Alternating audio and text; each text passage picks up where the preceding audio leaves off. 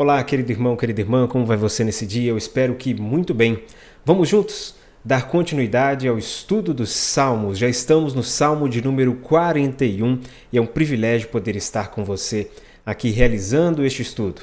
Graça e paz, meu nome é Juliano Nascimento e você está no Devocional Kairos. Seja muito bem-vindo, seja muito bem-vinda. Vamos então ao estudo de mais este salmo.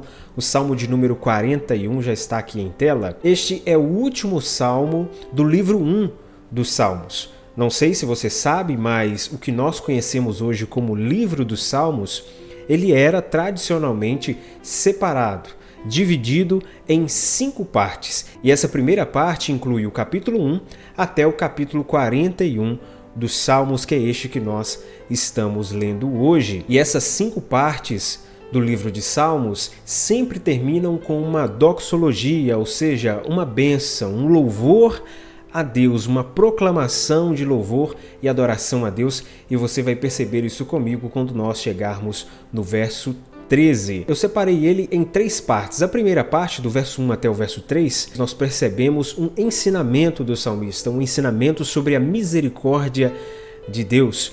Do verso 4 até o verso 10, o salmista suplica a Deus para que o Senhor intervenha mais uma vez na sua situação, inclusive a sua situação que se arrasta desde o Salmo de número 38. Ele está sofrendo por causa do seu pecado, está enfrentando enfermidades, está sofrendo muito, e nós vamos observar isso.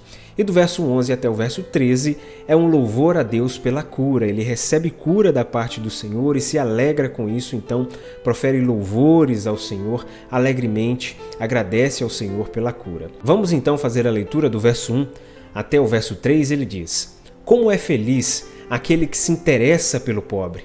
O Senhor o livra em tempos de adversidade. O Senhor o protegerá e preservará a sua vida. Ele o fará feliz na terra e não o entregará ao desejo dos seus inimigos. O Senhor o sustentará em seu leito de enfermidade e da doença o restaurará. Então, do verso 1 até o verso 3, você percebe o salmista dando grande ênfase na misericórdia. Ele está dizendo que os misericordiosos são abençoados. Então, certamente, provavelmente, ele está se lembrando dos momentos da sua vida em que ele foi misericordioso, e agora também ele está esperando que a misericórdia de Deus seja manifesta sobre a sua vida, que ele seja liberto desse seu momento de enfermidade, deste seu momento de sofrimento. Falar sobre misericórdia é impossível sem nós citarmos Mateus capítulo 5, verso 7, o Sermão da Montanha, onde o Senhor Jesus Cristo fala sobre as bem-aventuranças, e entre as bem-aventuranças nós encontramos no verso 7 o seguinte ensinamento: Bem-aventurados os misericordiosos, pois obterão misericórdia. Então nós aprendemos aqui que é de fato algo que nos lembra também a lei da semeadura e da colheita.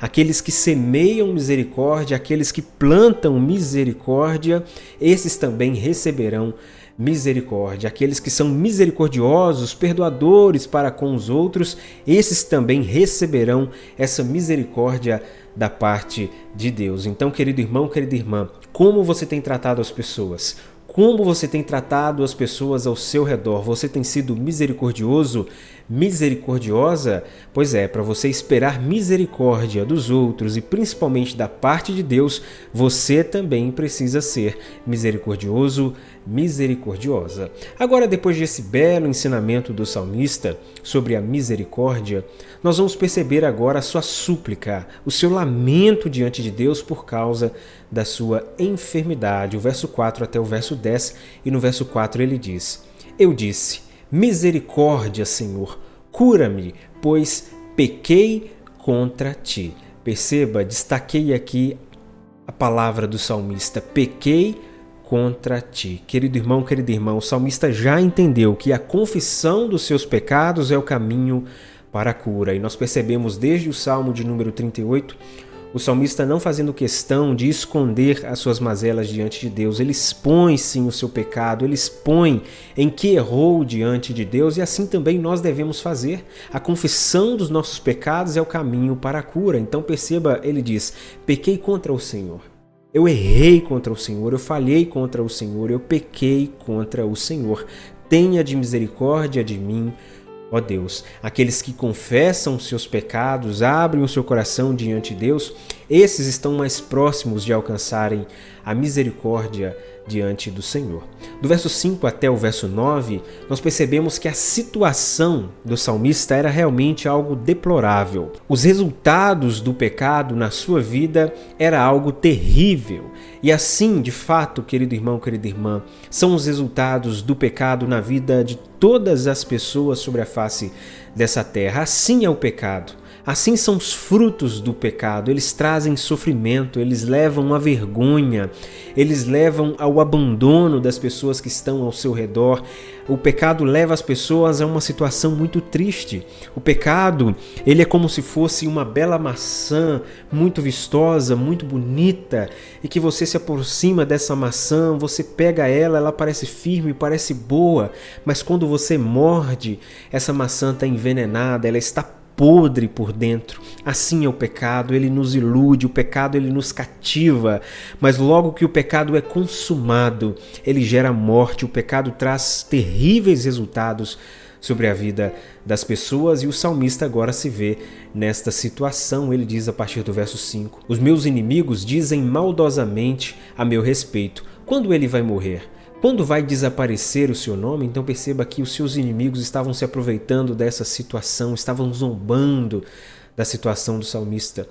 Sempre que alguém vem visitar-me, fala com falsidade, enche o coração de calúnias e depois as espalhas por onde vai. Então até as pessoas que se aproximavam dele, aquelas pessoas que o visitavam nesse momento de enfermidade, o traziam ainda mais sofrimento, porque saíam dali espalhando cada vez mais mentira e aumentando assim o sofrimento do salmista. Verso 7. Todos os que me odeiam juntam-se e cochicham contra mim, imaginando que o pior me acontecerá.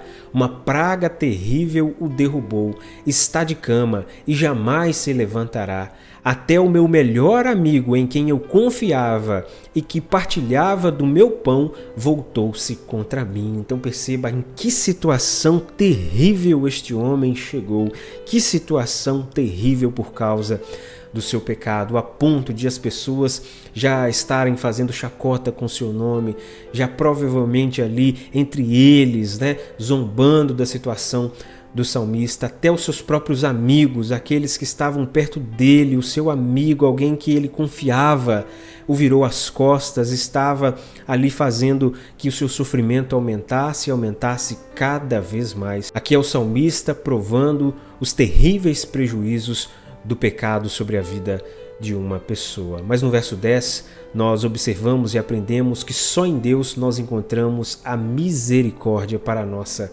condição. Só em Deus nós encontramos o verdadeiro perdão, só em Deus nós podemos confiar para sermos resgatados de toda e qualquer situação. Por isso ele diz no verso 10: mas tu, Senhor, tem misericórdia de mim, levanta-me para que eu lhes retribuo. Então o salmista entende que o seu socorro vem da parte de Deus, ele pode contar com a misericórdia que vem da parte do Senhor. E aqui eu quero destacar para você o texto da primeira carta de João, no capítulo 1, verso 9.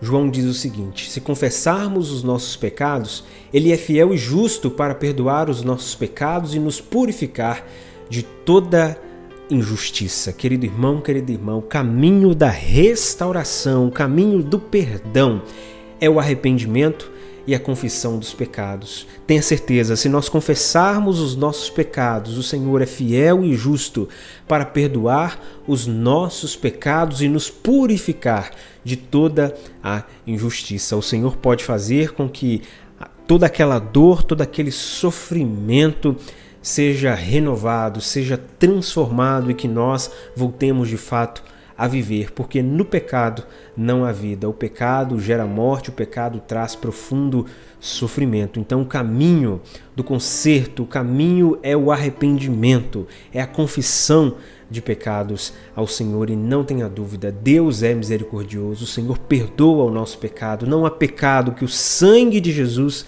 não possa lavar. De fato, o Senhor Jesus é maravilhoso e Ele é perdoador. Agora vamos à terceira parte última deste salmo, os versos 11 a 13, aqui o salmista, ele agora profere louvor ao Senhor. Ele percebe a cura que vem de Deus sobre a sua vida. O salmista sabe que Deus o quer bem. Que coisa boa é você estar em um momento de sofrimento, de repente você percebe o socorro de Deus, você percebe o agir de Deus e você se lembra que Deus te quer bem, Deus te quer da melhor maneira possível, porque Deus é Pai, o Senhor é misericordioso. Por isso ele diz no verso 11, sei que me queres bem, pois o meu inimigo não triunfa sobre mim.